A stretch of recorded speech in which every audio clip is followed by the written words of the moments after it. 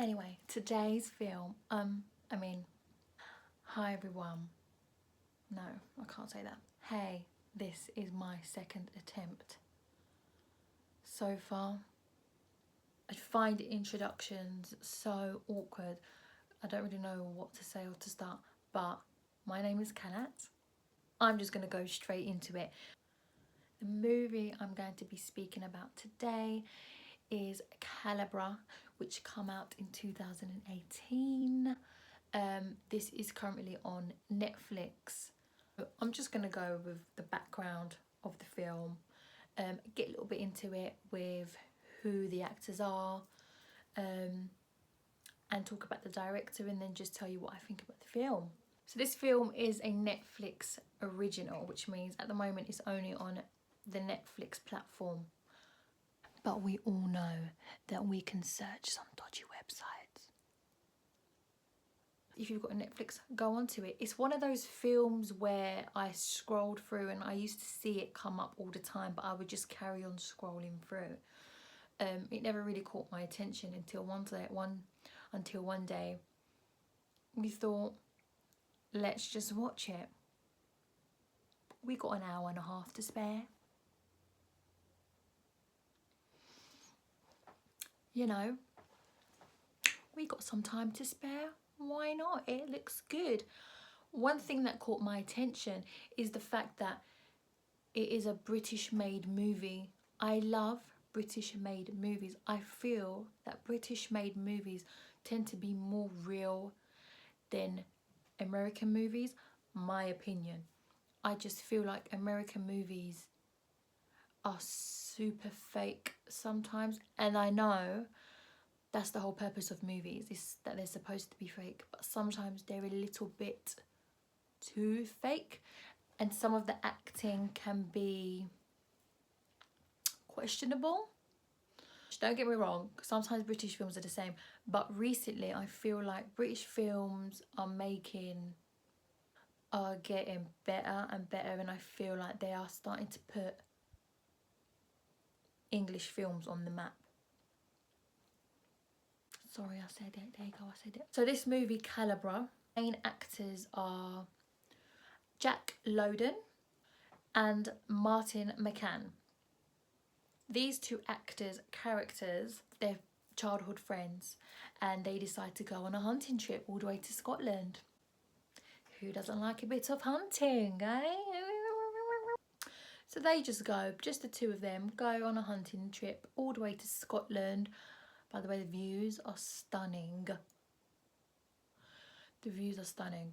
And, you know, shit just happens. One thing leads to another. This massive event that you just did not expect to happen. And the way it turns out, it's just shocking. It puts you off hunting. So Jack Lowden, you might recognise him in movies such as Dunkirk, Miria Stewart, Fighting with My Family. And apparently he's going to be in the new Capone movie. So if anyone that didn't know, that's a big fan of mafia films or whatever, there's a new movie coming out with Tom Hardy playing Capone. And it's so annoying because it already come out in America and it was supposed to come out this year. But due to COVID, thank you COVID, but due to COVID, obviously, it's been postponed. So I don't know when this movie is going to come out. I'll find out and come and let you guys know as soon as I find out. Apparently he's going to be in the new Capone movie. I'm not sure what character he's going to play. And Martin McCann, you might notice him in movies such as The Survivalist, Killing Bono, The Resort, Closing the Ring. These two actors did a phenomenal job. There is speaking in it, but not as much as your typical film, which I think makes it a little bit better. Just a little background information about the two actors. So Martin, he was actually spotted in a stage production that he did, A Clockwork Orange, another Stanley Kubrick movie. I need to see that movie. But he was spotted in this stage production by Lord Richard Attenborough. Yes, Lord Richard Attenborough. Did you know that was David Attenborough's brother? Irrelevant, but you know. So Lord Richard Attenborough spotted Martin in this stage production, and he just called his friend, as you do, Steven Spielberg. Bring, bring.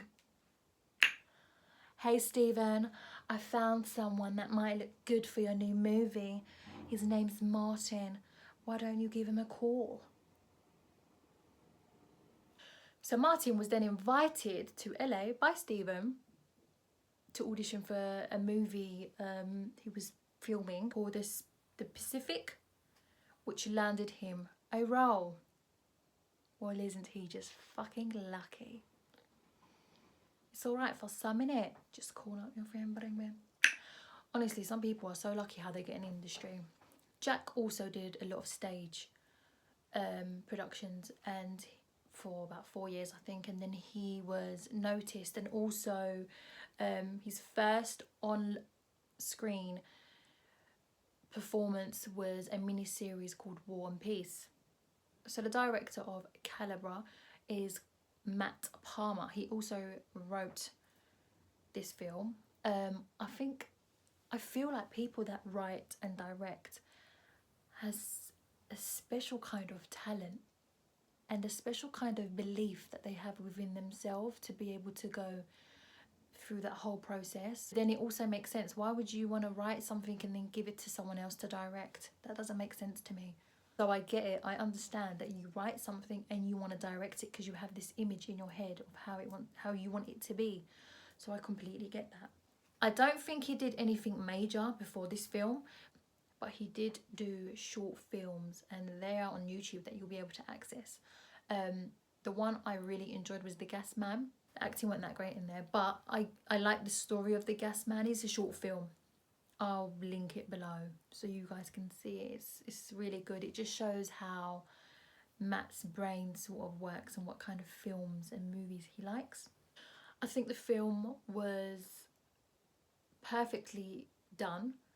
The acting in it was amazing. I think all the actors in this film did a wicked job. We've got other cast members such as Tony Curran, Cal McCanchi, I think that's how you pronounce his name, Ian Pirrie, Cameron Jack.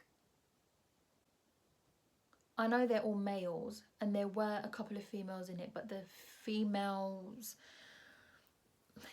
were just irrelevant to the story. It's nothing to do with girls in it. So, but the cast did an amazing job. They played really good. I don't want to say sinister, but villains, I'd say. But if you see the story, it's like, but are they villains? Or are they not villains? Who's the real villain in this film? It's really like, I mean, you plan hunting with a friend, and then craziness happens, and you're just making it. You're just going with the flow, and it's fucked up. It's fucked up. Anyway, these two main characters, these two friends, they get tested because of the occurrence and because of the events that happen. Their friendship gets tested, which, it's sad. At the end of it made me just feel like, oh. The end of it, I was just a bit like depressed. Not depressed, depressed. Because it was just sad. It was just like, oh my God, that's so sad. Who would have thought this little getaway had led to this? Also, I feel like this movie showed stunning scenery of Scotland, something you wouldn't really think about. You know, your typical movie is like these amazing, you know, Hollywood sets. It showed you like the countryside of Scotland. Makes me want to go and visit it, but then after watching the movie, you know what, forget that. I don't need to go watch it that bad. Forget that. It was really good. The way the story played out as well was very simple. It wasn't overcomplicated. It was very simple. It's not like you've got work your brain too much, but there is a part of it that makes you think, do these villagers know what's going on? Do they not know what's going on? It makes you want to stay and watch until the end of the movie to see what happens. And when you get to the end of the movie, it's like, shit. I don't think it's got too many good reviews, but it just shows, don't listen to the reviews. Ignore the reviews, just go ahead and watch it and see what you think about it. Obviously, it's not going to be everyone's cup of tea, but for me, I loved it because it was just so simple. I got it, but the acting throughout was just incredible. And then it puts you on edge. And I believe the film is a thriller, but it's not like jumpy thriller. It doesn't actually make you jump, it just makes you sit on the edge of your seat, think, what the hell is going on? The director, and the way he directed everything was so nice. There's one particular point in the movie where he directed it perfectly, which if you watch it, you will know exactly what moment I'm talking about, where the friends are in the woods and they're hunting. And there's a bit where he's just like, whoa. Because when I first watched it, I was like, oh, and then when I made my family watch it, I was waiting for their reactions to see, because I knew what was coming up, to see how they react. And they were all like, oh. It's mad how a director can get a reaction from the audience like that. I don't know how much this movie cost to make it. It doesn't look very expensive. I think the only expensive part would have been paying the actors and like the equipment and the team. But venue wise and setting wise, it was just set in like a small village. It was just set in a small village where everyone knew each other. And also the director appears in it just for like 3 seconds. I love it when directors do that. I love it when directors appear in their own movies. Even more so when it's very discreet. So you wouldn't know unless you read back up on it and notice, oh, okay, that's where he was. I would mark it an 8 out of 10. I feel like they could have added more twists and turns. Even though I liked it the way it was, they could have added more twists and turns to give more of the effect. But I understand some actors don't want to overdo it. Overall, it was a really good film. I enjoyed it. There is some violence to it. But if you're intrigued, go ahead and watch Calibre. I'm also going to tag the trailer below, so you guys can watch the trailer before you actually watch the film and see how you find it. And also, anyone that don't like British movies, I would say give them a chance. British movies are making a big mark on the map. British directors, British actors, they are making a big mark on the map. And I've noticed that a lot of American directors are starting to use British actors because they are realising we have talent, you know. We know how to act. We are talented. And if anything, I feel like British actors are more raw at what they do. Not saying Americans are not, but British actors are more raw. There was a lot of actors in American movies that I didn't realise were actually British until I searched up that they're British. And it makes me think even more like, oh, okay. And even British directors. One of my favourite British director is Guy Ritchie. Since watching The Gentleman, that's for another day. Yeah, see how it is, see how it feels. Watch the film, tell me what you think of it. Let me know if you enjoyed it. Let me know if you didn't enjoy it. What would you want more of that film? Did you think the directing was good? Did you think the acting was good? What do you think of it? And it's on Netflix. If you guys have Netflix, watch it. Like, go ahead. Everyone's locked down anyway. Go ahead. What else are you doing? So I hope you guys like this video. I like to keep it short, sweet, get to the point. I hate it when people just beat around the bush. And I just want to know what I clicked on the video to know, bitch. Okay. I'm going to try and get movies and look at movies that are not the obvious movies. Like films that you wouldn't necessarily click to watch, and I will watch and dedicate my time to watching them and tell you how I think.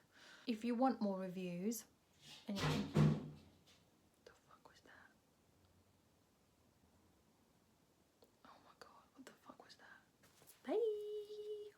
Mwah.